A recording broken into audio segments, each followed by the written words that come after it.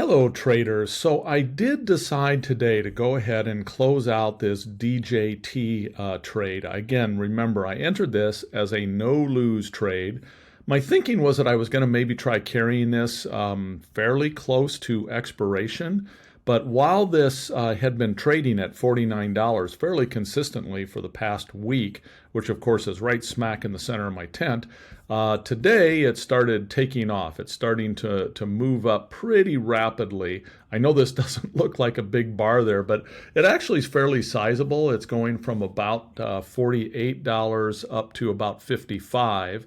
It's just that this thing moves so radically earlier in its life. In fact, if I move this, maybe I move this to a 30-minute bar, we can see, what that actually looks like here.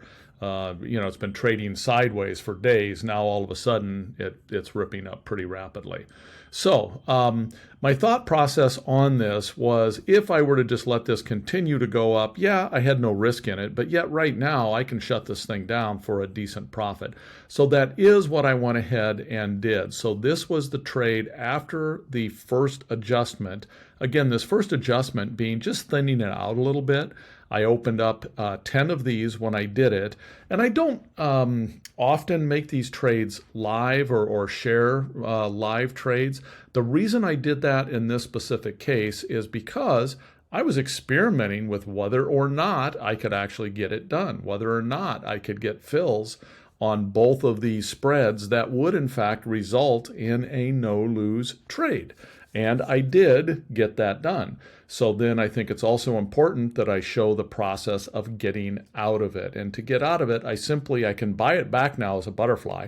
And so I just float that trade out there and just waited for it to get hit. And it did, in fact, get hit. Close the trade out, and then this is the closed trade. I came in and I plugged in all of my prices. So this trade closed out at $1,300 profit, 21%. Again, there was no downside risk in this trade when I entered it. And I did have to enter it as two separate spreads. So again, at the time I got filled on one spread, I would have had a little, well, not a little bit, I would have had definitely directional risk if only one of these sides was filled. So it was important that I get both of them filled if I wanted a delta neutral, no risk butterfly. It was important that I got them filled both quickly. And of course, again, that's what I did. And this is $6 wide on both sides. And I ended up taking in, I believe it was $6.06 by the time I sold both of those spreads. Again, therefore having zero downside risk in the trade. So just to, because this thing was ripping up, I figured, you know what, I'm going to go ahead and shut it down here. I did, in fact, open a new one. I don't even feel the need to share it here. I used the exact same process, and I opened it $6 wide. And I open it up again with the same zero risk I was able to get on that $6 wide spread. By the time I sold the two verticals, I was able to take in $6.15.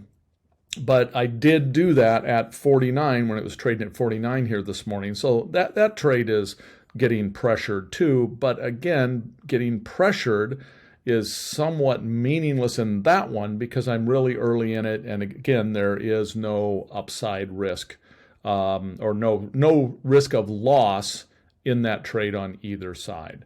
So I just wanted to kind of close the loop on this one. It is now shut down. Nice profit. That's it. Take care, everyone.